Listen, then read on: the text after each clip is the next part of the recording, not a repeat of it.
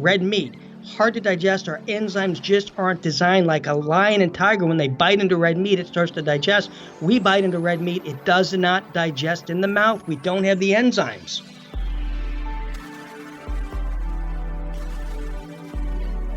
Welcome to Radically Loved Radio. I am your host, Rosie Acosta, yoga teacher and teacher trainer, mindfulness coach, speaker, and creative writer.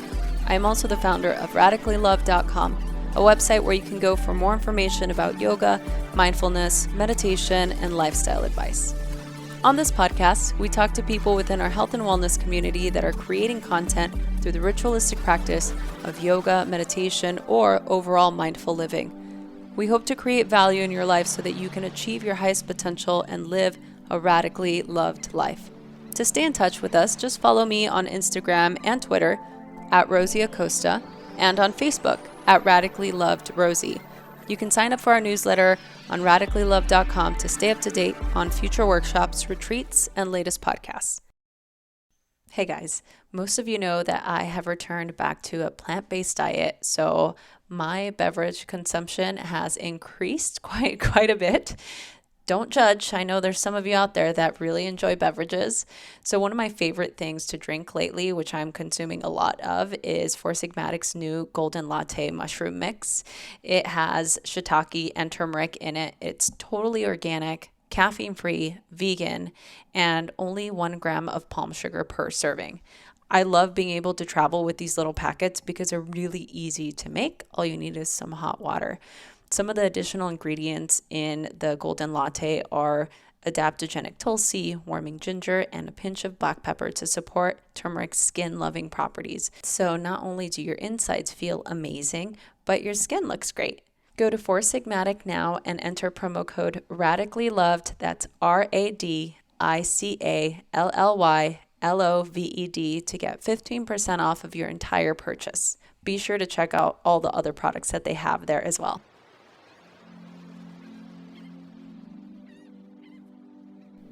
Hey listeners, we need your support. Help us by subscribing and rating to this podcast. Send us a snapshot of your review or comment, and we will send you a very special Radically Loved gift. Send your comment to info@radicallyloved.com. You can also click on the show notes here on this podcast for more information. If you want to be part of our community, please click the link to our private Facebook group on the show notes of this particular podcast so you can be the first to hear of upcoming trainings, retreats, and special Radically Loved events. Thanks so much for listening. There are so many different types of fads out there, and so many people have different opinions, and so many different types of studies have been done on different things. And I really loved how you broke it down in this book. I learned so much about how people actually react to different things and things that people say should be avoided that you're like, maybe they shouldn't be avoided. And so I'm so excited to talk to you. Thank you for being here. Oh, it's a pleasure being here. What I'd like to know is what happened or what inspired you to write this particular book? This book was inspirational from the 18 years of frustration that I endured as a syndicated TV and radio health expert. I've interviewed literally hundreds of scientists, doctors, best-selling authors, and my goal was I wanted to share information with my audience so they can reach their optimal health. Unfortunately, that's not what happened. Instead, every guest would contradict the previous expert, leaving everybody, including me, more confused. You got the vegan, paleo-Mediterranean to gluten-free, low-carb diet, and the opinions, they're different as night and day. I remember, and you may too, because it was a good 20, 30-year reign where oatmeal helped balance blood sugar, right? Now what are we told? Avoid grains because they spike our blood sugar. Coffee, remember it used to be considered unhealthy. I remember where it was like the worst thing to eat. Today we're told it prevents disease and it actually adds years to your life. And eggs used to cause high cholesterol. Now research shows they contain lecithin, which lowers cholesterol. So really, after growing frustrated with all the conflicting opinions, I wrote Food Sanity. It breaks through all the facts, fads, and fiction and finally answers the big question, what are we supposed to be eating? Well, so what are we supposed to be eating? Well, exactly. That's the $1 million question. What I did is I broke down each food group, and we did the good, the bad, and the ugly. And I really researched if we're designed by our biology to eat that food, if it makes common sense, and is there unbiased science to back it up. And when I say unbiased, I'm spelling it BUYASED, because so much science out there is bought and paid for, and you have to exclude that. So in all the references, if you saw on the back of the book, they're all unbiased, meaning that they're unpaid for, and that's so important. Yeah, I mean, I feel like that's kind of part of the information that we don't, especially people that don't have a background or an education on nutrition. How are we supposed to discern what is going to work for us? And, I speak to the population out there that maybe listens to podcasts or reads books and again is getting this contradicting information. I think about people like my in-laws, who live in, a rural part of Oregon, right, who they watch the news, and they're getting their information from the expert that's like, take all the grains out. And then in the next segment, it's like how to put grains back into your diet. And so they get really confused and they're believing everything that people are saying because it's out in the media or it's getting promoted or it's like the fad, right, the fad diet. And so I guess one of my questions that I have, and it's not really going to be in order and I'm probably going to jump around, so I apologize because I want to ask you a lot of them. How do fad diets even take flight? Like what happens? Like, is it a product that comes out? Is it a certain study that happens? Like, what have you learned? Well, it's interesting because one of the most common questions I get asked is, I want to lose weight. I want to be healthy. What diet works? And my answer to them is they all work, whether it's eating for your blood type or Atkins, Paleo, Zone, Keto, Nutrisystem, or Weight Watchers. If you follow the program, you're going to experience weight loss. Unfortunately, the results are usually temporary. And one of the main reasons why so many diets initially work is because they all do one thing. They have something in common. They change a person's routine. They have you eating different foods, different ways at different times. So whether that's eating grapefruits on a grapefruit fad diet or steak diet 3 times a day, changing your portion sizes, when you mix up your daily routine, you're going to alter your metabolism, change your blood glucose levels, which in turn can lead to weight loss. The key is keeping it off, and 95% of all these fad diets, in 1 year, they gain it back and then some. So it's very short-lived, and the word diet comes from the Greek word diaetia, which means way of living. See, that's the key to achieving good health and permanent weight loss. So in my book, Food Sanity, I share how to get in touch with the true meaning of the word diet. It's your way of living. That doesn't just include eating habits. That's important. Permanent weight loss and good health can be achieved by doing 3 things. Eating healthy, avoiding obesogens, which are chemicals that cause weight gain and sickness, and getting deep restorative sleep. That's the secret recipe. That's going to get permanent weight loss, and that's not a fad diet. That's common science meets common sense approach to getting healthy. Well, and so why is this not common knowledge? Like, why is this not something, why aren't we getting the segments on this? Well, and that's why I wrote the book. If I was just interviewing somebody and it's like, oh, I want to copy their book, that makes sense, I would have written the book. It's just there was so much missing. I think what it is it's really truly science and opinion. And science changes sometimes weekly, monthly, as we just explained. You can't trust science. Now, 3 weeks ago, coffee was causing cancer. Do you remember? And now, what did they just announce last week? It increases the lifespan. Yeah. So in 3 weeks' time, it went from killing you to making you live longer. So what you do is you have to tap into your instincts. And that's what I share in the book. Trust your gut. Don't just trust the media. I show you, does it make sense? What's your little antenna telling you? And then we tap into the biology where we designed to eat the food. That's not going to change. Our biology is the biology. But the news and the media and these fad diets and these great books like, oh, don't eat grain. Well, that's one book and it changed 30 years of science. You can't do that with one book for a fad diet. Yeah, no. And that's sort of the thing that, for me growing up, I grew up on, a very fat laden diet. I was one of the kids that we drank milk. You drink milk to get your your calcium, and I know, and I want to ask you about this too, but it's like, we grow up thinking these certain things are going to help us. And I also grew up on the fast food diet, which is like, oh, this is easy and it's cheap and we're just going to eat McDonald's for every other meal. And of course, like that ended up not being the most Right. conducive thing for any of our health. So as far as dairy's concerned, I know that you have pretty strong opinions about milk. So I kind of wanted to get your take on that. Yeah, well, despite the decades of government and industry propaganda about the health benefits of dairy products, so much unbiased science proves cow's milk is not healthy for humans. And contrary to those milk mustache ads that promoted gives strong bones, it doesn't. In fact, research shows milk is a contributing factor to the cause of brittle bones. So you talk about opposite there. And what gets me, Rosie, is we're taught as children, if we want to grow up big and strong, we need to drink milk. Yet children that drink milk get more chronic ear infections, have more allergies, are more likely to be overweight, and are greater risk of diabetes. So when I bring up don't drink milk, first thing my patients say, what? How are we going to get calcium, right? Yeah. That's the big thing. People drink milk for its calcium content for strong bones, but here's the key. Before milk goes to the grocery store, it's pasteurized, meaning it's exposed to extreme heat. That heat process is required to burn off the bacteria, which it does a great job of, but it renders a lot of the milk's calcium content insoluble. It's destroyed during the manufacturing process. So what if raw unpasteurized milk was available? Still, it wouldn't give you enough magnesium needed for your body to absorb the calcium into the bone. See, we need a 1-to-1 ratio, calcium, magnesium. Cow's milk is 9-to-1, 90% calcium, only 10% magnesium. Guess where you can get a 1-to-1 ratio for bone building? The same place cows get their strong bones, plants. The same place gorillas get their strong bones, plants. And what's the biggest animal in the world? Elephants. Pretty strong bones, wouldn't you think? Yeah. They don't drink milk. Where do they get their strong bones from? Plants. So we as humans can get plenty of calcium from spinach, sesame seeds, summer squash, almonds.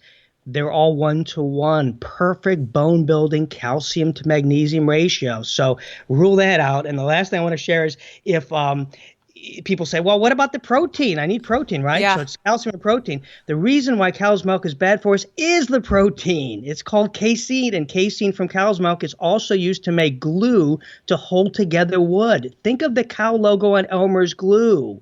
It's also a polymer used to make plastic. So if you were to swallow glue, your body would consider it an invasion and attack it. When you ingest casein, a glue-like substance in that milk, your body attacks it and produces histamines, which causes mucus production. I mean, it can lead to everything: bronchitis, allergies, asthma, sinus, ear infections, irritable bowel syndrome. The list goes on and on. In fact, numerous studies, including data from the World Health Organization, have also linked consumption of casein with increased heart disease, high cholesterol, and type 1 diabetes. Who needs that? Nobody. You don't get any of those side effects from almond milk or cashew milk. You got these other alternatives that you can drink, rice milk. There's so many alternatives where you don't have to have cow's milk for your cereal. Well, and so would that apply to yogurt as well? I would imagine so. Yeah, right? same with yogurt, because that is I have yogurt all the time, but it's almond yogurt or it's cashew milk yogurt. It's delicious. It's yogurt. You don't know the difference, but you're not getting that casein. Yeah. And that's the big thing. What about like coconut milk and coconut yogurt? Yeah, excellent. Coconut milk is excellent for you. There's just so many great alternatives, which, 5-10 years ago, all we had was soy milk. That's not a good alternative. Yeah, tell us why. I was just talking about this to someone. Yeah, well, soy has estrogen properties, and it actually increases your estrogen. So when children drink soy milk or have soy, it's equivalent of taking 5 birth control pills. So it literally alters the chemistry and the hormones.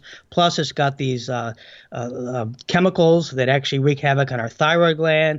And soy was originally used as an industrial product. In fact, it was patented by Ford. The original cars were called the soy automobile because the soy oil was used to paint and the brake fluid and so forth. And then they had all this left over. They said, what are we going to do with this junk? Well, let's feed it to the pigs. And the pigs started dying. And they started saying, well, maybe we'll process it. We can get it to humans. So soy is definitely not good. There's so much research out there. Now, soy is okay in Asia because they ferment it. That's properly processed. That removes these negative properties of soy. So in America, we're in such a hurry, they don't ferment it. So if you go with fermented soy like they do in Asia they only use it as a condiment. It's just a side dish. In America, we eat soy. It's in our bread. It's in our chips. It's in our it's in our burgers, Yeah. soy burgers. So we're not supposed to eat soy. It's supposed to be a little side dish. Well, I feel like this is kind of the whole conversation about portion sizes as well, because I feel like, especially here in the States, we have a very skewed idea of what portion of what the right portion size is for a meal, because we have like restaurants with like claim jumpers, or like restaurants that send you or give you this humongous portion of like a piece of meat that's probably not the greatest thing for you. So can you speak to what the proper portions are, if there are any? Yeah, for portion size, you want to go with an 80% plant-based diet, 20% animal. And of course, there's certain animals good. I'm not a big fan of the beef or the milk, but we can explore other animal foods that are good. But really, it should be primarily plant-based. And research shows people that live the longest. In my book, I researched people 100 years old, 105, 115, 120 years old, still hiking, running, having sex without the blue pill. Yes, it is possible. But their diet is 80 to 90% plant-based with a little bit of animal product, very, very little red meat, if any. They're primarily chicken, and they're organic, or fish or chicken is the big two that they primarily eat. So that's the big thing. So I live by a Flexitarian diet, which is the true diet of our ancestors. And in the book, I research and show that cavemen were not the big beef eaters that we believe. Science shows us they were primarily the Flexitarian diet. They primarily ate plant foods and very little, if any, of the wild-caught animal, because animals were very hard to catch. Cavemen were 5 feet tall and 171 pounds. That's their size. I know you want to believe that they were big, strong like they have in the movies. Who created that image? Who? The cattle industry said, let's make cavemen like superheroes. So men want to be like them, and female go all when they see this. But the truth is they were little oompas. So if you hand a 5 foot, 171 pound man a spear and say, all right, go hunt a lion, tiger, and bear, oh my. Do you think he had the speed, the agility, and the endurance to go out and catch a wild beast? No. The reason they had weapons, and I proved this in my book, was they were the hunted, not the hunters. They held those for self-defense. So basically, I eat like the real cavemen do, not like this fad diet cavemen, and science has proven. They ate grains, they ate gluten.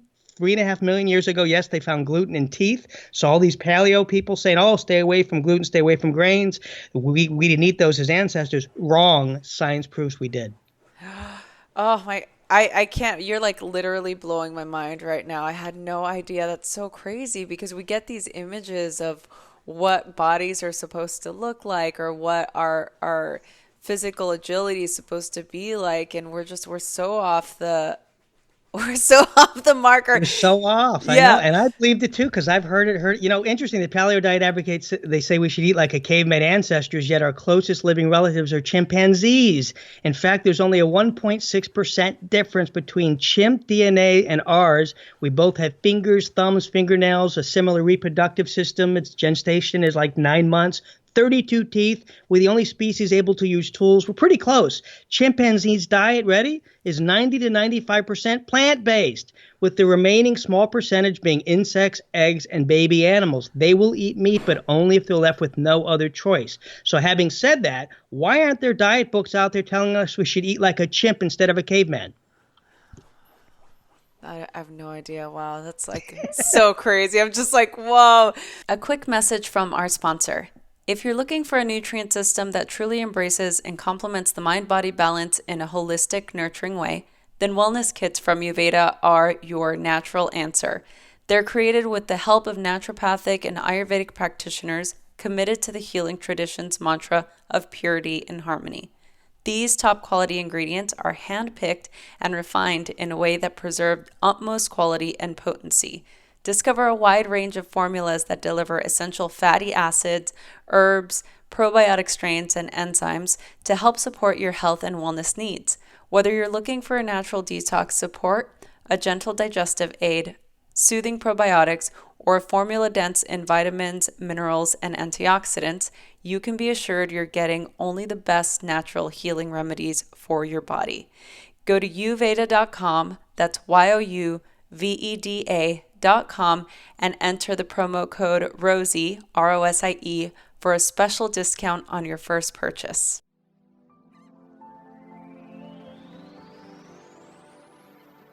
You know, it's funny. Well, you mentioned the thing about pork earlier, and I loved reading about that, how you said that pigs don't sweat. So, and how if a snake bites a pig, the snake is more likely to die.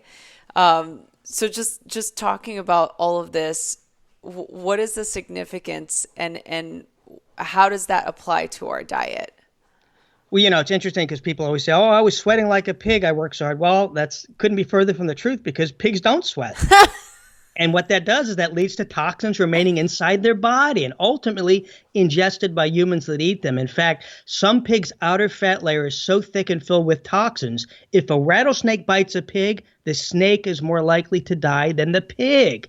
So I'm not a fan of eating pork, but if it's something you choose to eat, go for the leanest, less fattening, and healthiest option, which is the pork loin. The center portion sold is the center loin is the best option, with the second choice being the tenderloin. And make sure it's grass-fed or free range. If you're a ham eater and you love ham, yes, that's near the fat. In my book, it's not all or nothing. If you absolutely love ham and that's what you choose to eat, prior to baking your ham, make linear slices on the meat and place it on a meat rack to allow that excess fat to drip away. Just stay away from the fat and stay away, by the way, from smoked pork because manufacturers use an artificial flavoring called liquid smoke, which may cause adverse health effects on the liver and kidneys. So stay away from smoked pork. It's fake. It's not really smoked. Oh my goodness. I'm kind of like really excited that I'm learning about all this stuff, but I'm also a little bit freaked out by all the stuff that's in our food. I mean, we don't, unless you're actually interested or curious, or if you're a parent and you're really involved in finding out where and how your food is being made, then, how do people know or learn about this? Again, it's like not something we learn in school. I didn't learn this stuff in school. Well, here's what's interesting is, people say, we talked about eat like a gorilla, which is, the vegans say, and eat like a caveman with the paleo diet say. And I say eat like your great grandparents, because as you just mentioned, all the things we have to know now, they didn't care about and didn't need to know. Everything was organic back then. There was no chemicals or these obesogens, which are chemicals that make you fat. There was no antibiotics. There was no growth hormones. There was no Monsanto. There was no Roundup. There was nothing to worry about then. So they ate cleaner and they didn't have to be detectives. We have to be detectives. We can't trust the label. We can't trust that the FDA is looking over our shoulder and taking care of us. Even our drinking water, we got to be super careful. There's all kinds of junk in the drinking water, and people say, "Oh, the city's protecting me. I don't have to worry about it." Folks, you do. You got to worry about it. You got to look in the mirror. That's your police officer. You. Mm-hmm. Yeah, that's huge. The whole drinking water bit. Because I mean, that's something that it's we all need it. We can't survive very, very long without drinking water. Yeah. So what are your thoughts on that? Like, do we need to get a filtration system? Is there a process that you do, or are you just constantly filtering your water? Like, do you boil it? How do you care for your water consumption? Well, I'll tell you, I live in Wilmington, North Carolina, and I don't know if you've heard the news, but DuPont poured a bunch of chemicals in our water, and my town is sick. They're getting cancer. They're getting autoimmune disease. They're sicker than I've ever seen them, and it's because of the water. I had my water tested. There are 12 carcinogens in my water, 12, above and beyond the quote allowable limit. There is allowable limit, folks, that you can have all these PFOAs and BPAs and these toxins, and there's just junk in there, and it's scary. So the key is you may have it in your water as well, because it's not protected. You'd think the city would filter these out or care about it, and people are dying in my city because of this. But what you want to do is you want to get a reverse osmosis system that has at least 4 processes. I prefer 5 with the UV, because that is a great system that will remove the majority of these chemicals. Now, people say, well, reverse osmosis gets rid of the minerals. We need minerals from water. Folks, would you rather get minerals in your water and die from cancer from the chemicals, or get your minerals from food? Don't worry about the minerals. Let your clean water. Get yourself, hydrated with good water. But yeah, it's awful. Water. It's pieces of toilet paper that have been found that filter back through in people's tap water. I mean, there's nasty stuff in the water. Well, it's like, so what can somebody do as a process? Does the boiling water even help anymore? No, makes it worse, makes all those chemicals. See, the chemicals actually increase when you heat them. It's a chemical reaction. So heating may destroy bacteria, but not these PFOAs and these chemicals. This bisphenol A, stuff like that actually flourishes when you heat it. It gets worse. That's the stuff that's in your plastic water bottles. Yeah. And what do they tell you? Never put that out in the water. Don't leave that in your car because the heat brings those plastic chemicals in the water you drink. It's caused cancer. It's the worst thing for you. It's an obesogen. It causes obesity as well. So to answer your question, no, heating doesn't do it. It makes it worse. Now, if you're in an area that has bacteria contamination and they make the announcement you got to boil your water and you don't have no other option, you've got no choice. But reverse osmosis is the best way to get a filter. It definitely gets these chemicals out of there, not just the bacteria and viruses, fungus, all that. That's important, but these chemicals they're life-threatening. What do you say to people that think that eating a plant-based diet or eating in this way is now just going to be another fad diet? I don't think it's a fad diet because, people have been eating plant-based diets in cultures around the world called the blue zones. And these are the folks that live to be over 100. And they're primarily plant-based. So what's interesting is this. The paleo people, the keto people, they're all beef, fat, bacon, and beef. But you know what? All of them agree that vegetables and fruits are good for us. So we got that common agreement. And then the plant-based folks agree that as well. So they both agree that plants are good, but they both don't agree that the beef's good. Yeah. So the consensus wins. Yeah, I would definitely agree. I actually was just talking to one of my friends because I recently just returned. I was a vegan for years, and then I started to incorporate, some, hormone-free organic chicken breast occasionally, and then I just started to incorporate it a little bit more, eggs, and then now I went back to eating mostly plant-based. And she was saying how for her, anytime she's gone full vegan, that she turns malnourished, that she gets anemia and she doesn't get enough nutrition. Do you think that's real, or do you think that maybe she's just not having enough of all of the vitamins or enough of the right green vegetables? I think it's tougher for vegans.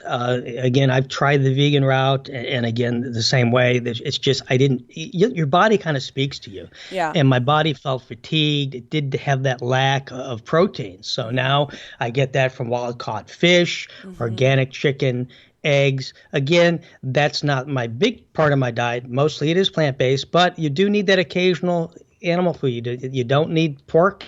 You don't need beef. You don't need milk. And, one of the interesting things that I'll share about beef that's just so, the consensus is out. Beef is linked to colon cancer. I mean, Harvard, Wow. Johns Hopkins, Mayo Clinic, you name it, the American Cancer Society, everybody's in agreement that eating red meat has been linked to an increase in colon cancer. There's no refuting that. It's even just today, there's headlines out there in the news, but we didn't know why. We knew cigarettes cause cancer, but there was a time we didn't know why. And then they said, oh, it's the nicotine. Well, we found out the reason people that eat beef get more cancer is 4 years ago, the National Academy of Sciences shared a major discovery. They found a unique molecule called NEU5GC, which is found in abundance in cows, but it's not found in humans. And when we eat this molecule to sugar, it triggers an immune response that our body attacks. This leads to chronic inflammation, which has been linked to colon cancer. Among all victims of cancer, colon cancer is the second leading cause of death.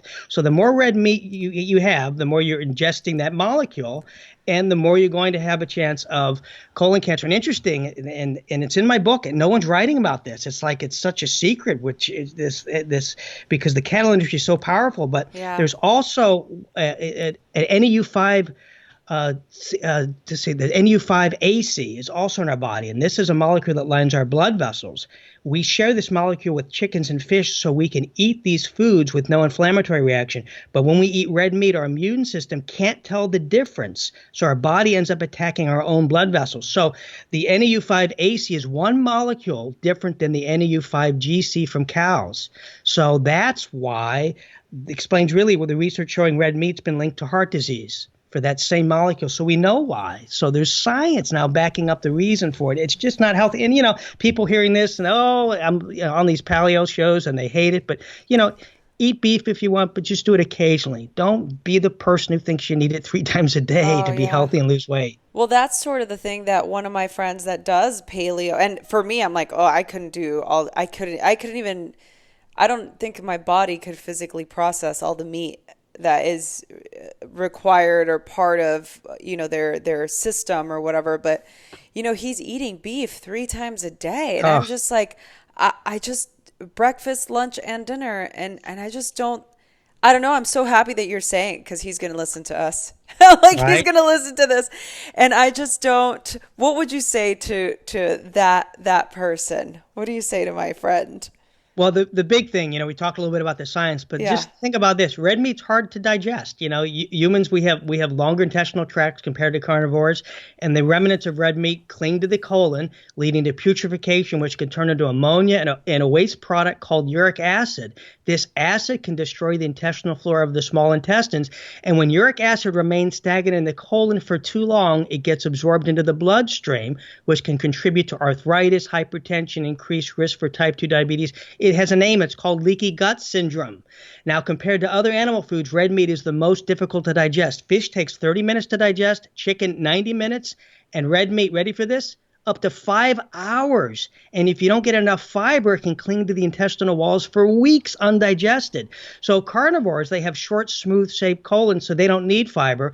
And the other thing is, do you know the number one reason why people get the Heimlich maneuver in America? Wow. Choking on a piece of undigested red meat that's gotten stuck on the way down the esophagus.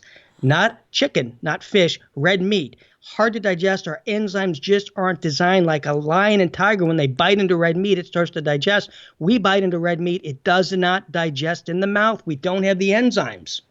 So common sense. Google it, folks. Heimlich maneuver, choking. It must not be good for us. Yeah. So, and just to kind of tag on to this, what is your feeling on, I already know what your feeling is. Maybe I just want you to speak to it. Cause I know there's particular people that are listening to this particular podcast. How do you feel about prepackaged meals and reheated foods in the microwave? Again, with the microwave, I think it's the way of our culture, so you're not going to go away from the microwave. But the big thing about microwave is you want to stay away from the plastic containers that have BPA, and that's a synthetic estrogen primarily used to harden plastics. It's been shown to cause weight gain, insulin resistance, even linked to cancer. And it's found in these food and beverage containers and canned foods and bottle tops. And when you throw that in the microwave, and a lot of times it's in the packaged foods you get, so you don't know. So if you're going to microwave, take it out of anything plastic, put it in glass or ceramic. Don't even the saran wrap on top. Just stay away from that, and you're better off. So the prepackaged, that's here. People are busy, so hey, I'm okay with it. Just make sure it's good and it's clean food. But it's really, the packaging is sometimes worse for you than the processed food. And there's research showing that there's something called PFOA. It's called a perfluorooctanoic acid. And Harvard did a study and found obese people have more PFOAs than thin people. So they've actually linked this chemical that's in plastics to a big major cause of obesity. That's why no matter what diet you try, it works initially and you gain it right back. Obesogens, which is the most talked about part of my book, I'm interviewed more about obesogens because of these studies showing this is why people can't lose weight. No matter what kind of diet they go on, what exercise program they do, it gains it back. It's these chemicals that make you fat. And one of them is PFOA and the BPA and phthalates. They're all plastics, and they are inside these chemical packaging that you're talking about. So stay away from the plastics, and you're better off if you're going to do packaging foods. Oh, my goodness. Again, it's like I love that you're giving us all of this knowledge and information, but then there's a little part of me that's having a little bit of a panic attack. Like I need to go and clean everything out of my kitchen. Well, you do, but you could just play detective. For example, is all plastic bad to drink from? No. If you look on the back of your bottle, like I've got one right here, look on the bottom. If it has a recycling code 3 or 7, stay away. It's got phthalates and BPA. Instead, you want to look for plastic with the recycle codes 1, 2, or 5. Then it's okay. So same thing with the microwave. If you see 3 or 7 on the bottom, don't put it in there. Now, I don't put any plastic in there. I think some of it can leach in there, but play it safe. If you see 3 or 7, throw it away. Don't even eat from them. They're toxic. They get into your bloodstream. They've been linked. I'm telling you, it is the absolute reason people can't lose weight. It's these obesogens, these chemicals, not in your food, but around your food, sometimes what you cook your food on and what you store your food in. These are what's causing obesity. Wow. Oh my goodness, David, thank you so much for all of the work you've done in researching all of these incredible topics and for proving to us that we still have complete control over our health and we can still change things that we don't, we can change things that aren't keeping us healthy. And thank you for shattering all the food myths in this incredible book. I'm so excited for everybody listening to get this. Is there anything else that you want to share with us? No, I think the big thing is if the takeaway for this is just be your own detective. You know, the day of trusting our packaging and trusting Big Brother's looking out for us is over. So many people are getting sick. They're dying. They're overweight, and they're confused. They don't know what to do. And in my book, I just kind of show you it's easy. It's not rocket science. It's simple. Common science meets common sense. Tap into the two, and you know what to eat, and you'll live a long, healthy life, and you will lose that excess weight that you want to get rid of. Oh, thank you so much. For the people listening, I will be giving away 10 copies of David's book, which I don't think you knew that, David. But no, I'm going to be giving away 10 copies of this. And the way to get these books sent to you is if you're listening to this particular podcast, David on there, and you will have a chance to win and get this book, which is incredible. If not, where can people go for more information? Yeah, to get more information about the book, you can go to foodsanity.com. And for more information about me, some of my videos, articles, and to follow me on social media, you can find that information at drdavidfriedman.com. Yay, Dave. I wish I had a clap track or something. Do you have one? I'm like, can we The problem is the clap tracker that they sell is from dead people, so I don't want ghosts cheering me on. Oh, I know. That's a little They're recordings freaky. from like old people that have died. I'm like, ew, that's scary. Oh my goodness. On the next segment, we'll be talking about the ghosts of clappers past. David, thank you so much for being on the show. We hope to have you again. And everyone, thank you so much for listening. Thanks. Do you want to go on an epic yoga adventure? I do. In fact, I do all the time. When do I not want to go on an epic yoga adventure? And this fall, in an attempt to see the Northern Lights, we will go to Iceland into a journey through the chakras. It's going to be fun. If you're curious, you can email me at rosie@radicallyloved.com or go to the show notes and click the links to each of the retreats, or you can go to radicallyloved.com. See you soon. Hey everyone, I hope you enjoyed this episode. I am so excited to continue to do this. Please share this with your friends. Email us, message us on Instagram at Rosie Acosta or on Twitter at Rosie Acosta. Subscribe on iTunes, write a review. We love doing this, so please help us continue to keep this podcast going. Thanks for listening.